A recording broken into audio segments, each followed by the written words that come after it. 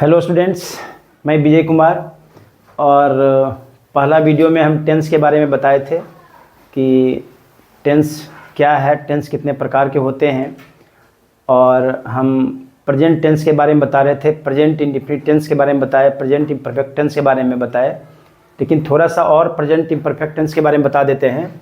हमने नंबर और पर्सन के बारे में भी बताए थे कि यहाँ पर हम लेते हैं सिंगुलर नंबर और यहाँ पर लेते हैं प्लूरल नंबर। और ये होता है first person.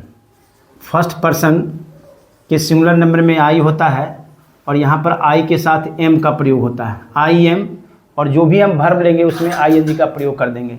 I am going, अगर वर्ब के रूप में अगर हम गो लिए हैं तो आई एम गोइंग हो जाएगा, आई एम गोइंग। ठीक, फर्स्ट पर्सन के प्लूरल नंबर में ये वी होता है और वी के साथ आर का प्रयोग होता है। We are going, we are going. First person के सिंगुलर नंबर में हम सब्जेक्ट के साथ एम का प्रयोग करते हैं। फर्स्ट पर्सन के प्लूरल नंबर में सब्जेक्ट के साथ आर का प्रयोग करते हैं। ठीक इसी तरह से सेकेंड पर्सन जो होता है, सेकेंड पर्सन के सिंगुलर नंबर में यू होता है और यू के साथ आर का प्रयोग होता है, यू आर गोइंग। फिर क्या होता है, सेकेंड पर्सन के प्लूरल नंबर में यहाँ पर भी यू होता है और इस यू का मतलब होता है तुम लोग, तुम सब और तुम सभी। यहाँ पर भी देते हैं you are going, you are going. और इसके बाद थर्ड पर्सन के सिंगुलर नंबर में ही भी होता है, सी भी होता है और जितना भी तरह का नाम होता है सब थर्ड पर्सन के सिंगुलर नंबर के अंतर्गत आता है। तो हम ही के साथ क्या लगाते हैं, इज लगाते हैं। ही इज गोइंग, सी के साथ यहाँ पर भी इज लगेगा, सी इज गोइंग। और राम के साथ भी लगेगा, राम इज गोइंग। और यहाँ पर थर्ड पर्सन के प्लूरल नंबर में आ जाता है दे। इस दे का मतलब होता है वे लोग, वे सब, और इसके साथ प्रयोग होता है दे आर गोइंग होता है। तो अच्छे तरीके से समझना है और कहीं भी कोई प्रॉब्लम हो तो कमेंट बॉक्स में जाकर के कमेंट कर सकते हो। ये तुम्हारा हो गया प्रेजेंट इम्परफेक्ट टेंस। इसके बाद नंबर आता है प्रेजेंट परफेक्ट का। प्रेजेंट परफेक्ट में क्या होता है कि किसी भी हिंदी में जो वाक्य दिया हुआ रहता है और उसको हम लोग अंग्रेजी में अनुवाद करते हैं, ट्रांसलेट इनटू इंग्लिश में। तो यहाँ पर हम लिखते हैं प्रेजेंट परफेक्ट टेंस। ये प्रेजेंट परफेक्ट टेंस हुआ। अब हिंदी में जो सेंटेंस दिया हुआ रहता है, सबसे पहले हमको पहचानना है कि यह सेंटेंस जो हिंदी में है वो प्रेजेंट परफेक्ट टेंस में है कि नहीं। तो यहाँ पर उसका पहचानने का नियम क्या है कि मैं किताब पढ़ चुका हूँ, मैं किताब पढ़ चुका हूँ। तो किसी हिंदी वाक्य के अंत में चुका हूँ, चुकी है, चुके हैं, इस तरह का लगा हुआ रहे तो हम इस बात को समझ जाएंगे कि दिया हुआ हिंदी का जो वाक्य है वो प्रेजेंट परफेक्ट टेंस का वाक्य है। अब चुका हूँ, सीता पत्र लिख चुकी है, सीता पत्र लिख चुकी है, यहाँ पर चुकी हो गया है। तो इसी तरह का जब लास्ट में लगा हुआ रहेगा तो हम समझ जाएंगे कि ये सेंटेंस प्रेजेंट परफेक्ट टेंस का वाक्य है। जब हम समझ जाते हैं तो फिर इसका क्या होता है, ट्रांसलेट। हम इसको कैसे ट्रांसलेट करते हैं, तो ट्रांसलेट करने का इसका एक फॉर्म है कि सबसे पहले हम सब्जेक्ट को देते हैं, सब्जेक्ट के आधार पर हम हैज और हैव को लगाते हैं। ये तुम्हारा एक्चुअली वर्ब कहलाता है। हैज और हैव यहाँ एक्चुअली वर्ब होता है। इसके बाद जो वर्ब होता है, वर्ब का तीसरा रूप होता है और फिर वहाँ पर लगा देते हैं हम ऑब्जेक्ट को। ये वर्ब का तीसरा रूप हो गया और ऑब्जेक्ट लगा देते हैं। ये फॉर्म हो गया प्रेजेंट परफेक्ट टेंस का। अगर हिंदी का कोई वाक्य है तो उसको अंग्रेजी में हम इस तरह से कन्वर्ट करेंगे। अब एक उदाहरण के तौर पर यहाँ पर दिया हुआ है कि मैं किताब पढ़ चुका हूँ। तो यहाँ मैं हो गया सब्जेक्ट, पढ़ना हो गया वर्ब और बुक हो गया ऑब्जेक्ट। हम इसको अब इस फॉर्म पर क्या करते हैं, अरेंज कर देते हैं। सब्जेक्ट है मैं का अंग्रेजी आई के साथ क्या लगता है, आई के साथ लगता है हैव, आई हैव। और क्रिया का तीसरा रूप, क्रिया यहाँ पढ़ना होता है, पढ़ना का इंग्लिश रीड होता है, लेकिन तीसरा रूप इसका रीड ही होता है। तो I have read, READ read और ए बुक कर देते हैं। ये तुम्हारा हो गया प्रेजेंट परफेक्ट टेंस। दूसरा है तुम्हारा सीता पत्र लिख चुकी है। तो सीता यहाँ सब्जेक्ट हो गया, हम इसको अंग्रेजी में लिख देते हैं सीता। और थर्ड पर्सन के सिंगुलर नंबर के कर्ता रहने पर उस कर्ता के बाद जो एक्चुअली वर्ब होता है उसके साथ हम हैज का प्रयोग करते हैं। तो सीता के साथ हैज हो गया, सीता हैज। यहाँ पर लिखना हो गया, लिखना हो गया वर्ब, तो राइट होता है, लेकिन राइट का तीसरा रूप होता है राइट, रोट, रिटन। इसको हम देते हैं रिटेन, WRITTEN, रिटेन। और पत्र है तो ए लेटर कर देते हैं, ए लेटर, LETTER, लेटर। ये तुम्हारा हो गया प्रेजेंट परफेक्ट टेंस का। हम इसको और भी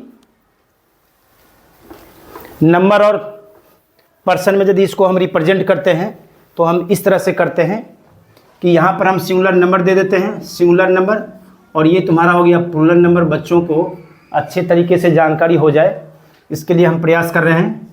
ये फर्स्ट पर्सन हो गया, फर्स्ट पर्सन के सिंगुलर नंबर में आई होता है, आई के साथ हैव लगता है, आई हैव। और यहाँ पर वर्ब के रूप में अगर हम गो देते हैं तो आई हैव गोन हो जाएगा, V3 में आई हैव गोन। फिर यहाँ पर हो जाएगा फर्स्ट पर्सन के प्लूरल नंबर में होता है वी, तो वी के साथ भी हैव लगेगा, वी हैव गोन। और फिर सेकेंड पर्सन है तो सेकेंड पर्सन का सिंगुलर नंबर में आता है यू, तो यू के साथ भी हैव लगता है, यू हैव गोन। और उसके बाद फिर यहाँ भी यू होता है, यू हैव, यहाँ भी हो जाएगा you have gone, you have gone. और थर्ड पर्सन के सिंगुलर नंबर में हम लोग लिखते हैं, थर्ड पर्सन के सिंगुलर नंबर में लिखते हैं ही, तो थर्ड पर्सन के सिंगुलर नंबर में एक्चुअली वर्ब के रूप में लगता है हैज। यहाँ हो जाएगा he has gone, he has गोन। अगर सी लगाना चाहते हैं तो सी के साथ भी वही लगेगा, सी हैज गोन। और कोई नाम भी देते हैं तो नाम के साथ भी यही होता है, राम हैज गोन। और फिर क्या होता है, थर्ड पर्सन के प्लूरल नंबर में ये सब्जेक्ट के रूप में रहता है दे, तो यहाँ दे के साथ क्या लगता है हैव, दे हैव गोन। ये प्रेजेंट परफेक्ट टेंस के साथ हुआ कि प्रेजेंट परफेक्ट में हमेशा केवल ध्यान देना है कि सहायक क्रिया के रूप में जो हैज होता है वो हैज केवल थर्ड पर्सन के सिंगुलर नंबर में लगता है। सिंगुलर नंबर के कर्ता रहने पर कर्ता के साथ हम हैज का प्रयोग करते हैं और वर्ब का तीसरा रूप लिख देते हैं। इस तरह से तुम्हारा प्रेजेंट परफेक्ट टेंस कंप्लीट हो जाता है। इसमें एक और है जो कि प्रेजेंट टेंस लास्ट हो जाएगा, प्रेजेंट परफेक्ट कंटिन्यूअस। ये चौथा है। प्रेजेंट टेंस का 4 भाग होता है, प्रेजेंट इंडेफिनिट होता है, प्रेजेंट इम्परफेक्ट होता है, इसको प्रेजेंट कंटिन्यूअस भी कहते हैं। एक प्रेजेंट परफेक्ट हुआ और चौथा है present perfect continuous, PRESENT, present perfect continuous tense, present perfect continuous tense. इसमें क्या होता है, सबसे पहले हम हिंदी के वाक्य को पहचानने की कोशिश करेंगे कि जो वाक्य दिया हुआ है वो प्रेजेंट परफेक्ट कंटिन्यूअस में है कि नहीं है। जैसे यहाँ पर है कि मैं पढ़ता आ रहा हूँ, वे लोग दौड़ते आ रहे हैं। तो कहता है जिस हिंदी वाक्य के अंत में है ना, ता आ रहा हूँ, ते आ रहे हैं, ती आ रही है, अगर इस तरह का लगा हुआ रहे तो हम समझेंगे कि यह sentence present perfect continuous tense का है। अगर किसी हिंदी वाक्य के अंत में ता आ रहा हूँ, ती आ रही हूँ, ते आ रहे हैं, इस तरह का अगर लगा हुआ रहे तो हम समझेंगे कि यह प्रेजेंट परफेक्ट कंटिन्यूअस टेंस का वाक्य है। अब जब हम समझ गए हैं तो इसको हम हिंदी से अंग्रेजी में अनुवाद करना है, तो इसका एक फॉर्म होता है। सबसे पहले सब्जेक्ट को देते हैं, उसके बाद एक्चुअली वर्ब के रूप में हैज और हैव का प्रयोग होता है, और यहाँ पर हम बीन देते हैं, BEEN, बीन। और प्लस यहाँ क्या होता है, वर्ब का 5वां रूप होता है, नहीं तो वर्ब प्लस ING कर देते हैं, और तब फिर कर ऑब्जेक्ट को हम लोग लिखते हैं। तो इस तरह से इसका एक फॉर्म है, बहुत आसान फॉर्म है, थोड़ा सा ध्यान देने के बाद आसानी से समझ सकते हो। अब यहाँ पर है मैं पढ़ता आ रहा हूँ, तो यहाँ पर मैं हो गया सब्जेक्ट, पढ़ना हो गया वर्ब, और ये जो हो जाएगा सो ऑक्सिलरी वर्ब हो जाएगा। अब इसको हम इस तरह से बना देते हैं, सब्जेक्ट की जगह पर लिखते हैं आई के साथ लगता है हैव, तो आई हैव बीन, पढ़ता रहा हूँ, रीड होता है पढ़ना का, और यहाँ पर ing का प्रयोग हो जाएगा, आई हैव बीन रीडिंग। फिर दूसरा तुम्हारा यहाँ पर उदाहरण में दिया हुआ है, वे लोग दौड़ते आ रहे हैं, तो वे लोग का होता है दे, और उसके बाद लगा देते हैं दे हैव, लग जाएगा बीन। इसके बाद हो रहा दौड़ना का रन होता है, तो हम लोग रनिंग लिखते हैं, RUNNING रनिंग। तो इस तरह से हम प्रेजेंट परफेक्ट कंटिन्यूअस टेंस में किसी भी हिंदी वाक्य को अंग्रेजी में इस तरह से हम ट्रांसलेट कर सकते हैं।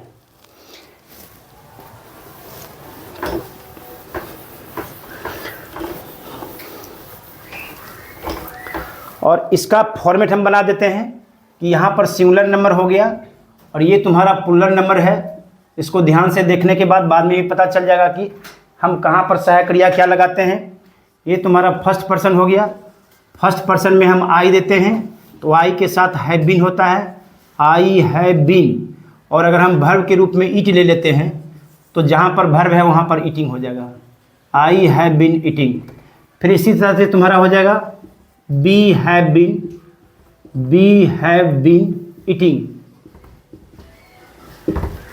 सेकेंड पर्सन की बात करते हैं, तो सेकेंड पर्सन में यू होता है, यू के साथ भी हैव लगता है, यू हैव बीन ईटिंग।